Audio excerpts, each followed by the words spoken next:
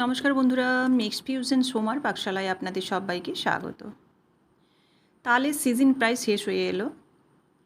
তো আমার রেসিপিও প্রায় শেষের দিকে, অর্থাৎ আমি বেশ কিছু তালের রেসিপি আপনাদের সাথে শেয়ার করেছি। তো আজকে আমি আপনাদের সাথে শেয়ার করব তালের রুটি। খুব সহজেই এই তালের যে রুটি, সেই রুটি কিন্তু অসম্ভব খেতে ভালো হয় আর খুব হেলদিও হয়।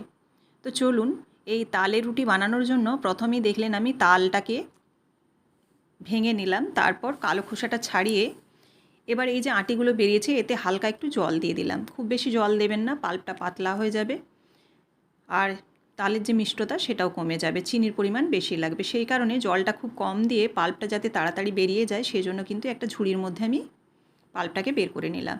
এবার আমি এটাকে ফুটিয়ে নিয়েছি ভালোভাবে। এবার এই গরম তালটাই এখানে একটা ডেকচির মধ্যে আমি বের করে নিচ্ছি কিছুটা। পুরো তালটা দেব না, কারণ অনেকটা ডো হয়ে যাবে, সেই কারণে আমি কিছুটা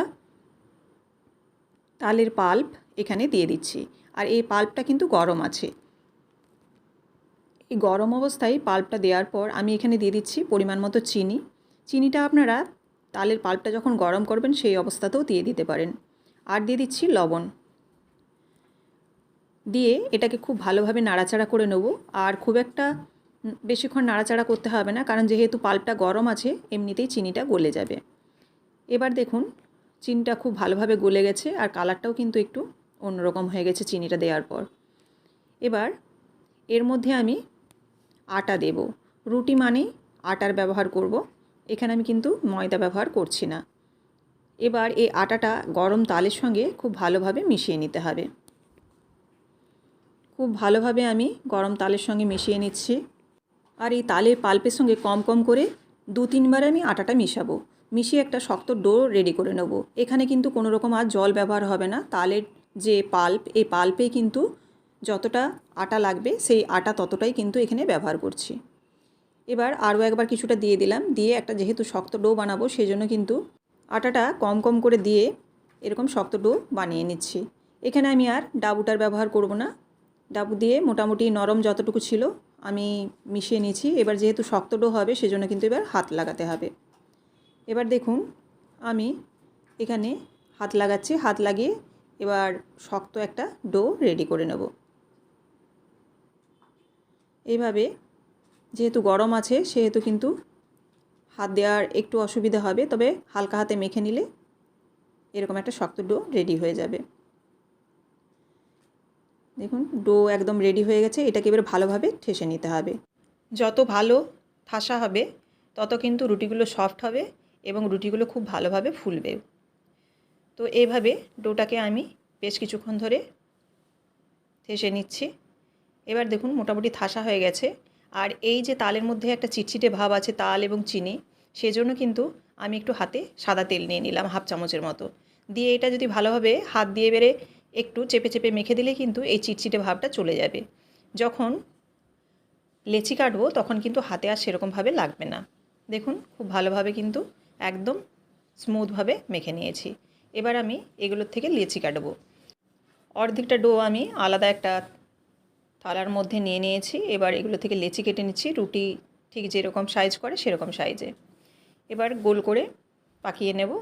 তারপর এগুলোকে বেলে নেব। বেলাটাও কিন্তু বেশ পাতলা হলে রুটিগুলো নরম হয়। তো আমি ভীষণ পাতলা করব না, আবার মোটাও করব না। আপনারা দেখলে বুঝতে পারবেন যে কীরকম পাতলা হচ্ছে। এইভাবে প্রত্যেকটা রুটিকে আমি বেলে নেব। তবে আমি প্রথমে একটা আপনাদের রুটি সেঁকে দেখাবো, তারপর একসাথে 3টে দিয়েও আমি রুটি বানাই, তো সেটাও দেখাবো। দেখুন এখানে রুটিটা বেলা হয়ে গেছে। এবার এটাকে আমি তাওয়া গরম করতে দিয়ে দিচ্ছি, তাওয়ার মধ্যে দিয়ে দেব। এক পিঠটা যখন একটু কাঁচা ভাবটা কেটে যাবে তখন উল্টে নেব। আবার যখন আরেক পিঠটা একটু কাঁচা ভাবটা কেটে যাবে তখন উল্টে পাল্টে এরকম যখন একটু হালকা হালকা ফুলে ফুলে আসবে তখন আমি তাওয়ার মধ্যে এটা সেঁকবো না, আমি একটা জালি নিয়ে নিয়েছি। এই জালির উপর দিলে খুব তাড়াতাড়ি ফুলে যাবে, খুব তাড়াতাড়ি সেঁকাও হয়ে যাবে। জালির উপর দিয়ে দেখুন আমি সেঁকে নিলাম। এরকমভাবে আমি এবার 3টে বানাচ্ছি একসাথে। আপনারা অনেকেই এরকমভাবে একসাথে 3টে তাওয়াতে রুটি বানিয়ে থাকেন। 3টে করে বানালে রুটি অনেক তাড়াতাড়ি হয়ে যায়, আর রুটিগুলো কিন্তু ফুলবেও ভালো। তো এইভাবে কাঁচা যে দিকগুলো আছে সেগুলো তাওয়ার সাথে দিয়ে দিতে হবে, তাহলে কিন্তু এরকম হয়ে যাবে। আর উল্টে পাল্টে এরকমভাবে নামিয়ে নেব। এবার দেখুন প্রত্যেকটা রুটি কিন্তু খুব ভালোভাবে ফুলে যাবে। যেহেতু ডোটা খুব সফট মেখেছি সেজন্য কিন্তু রুটিগুলো খুব ভালো নরম হবে। তো আপনারা প্রথম থেকে শেষ পর্যন্ত রেসিপিটি দেখলেন। যদি ভালো লেগে থাকে অবশ্যই লাইক, কমেন্ট এবং শেয়ার করবেন।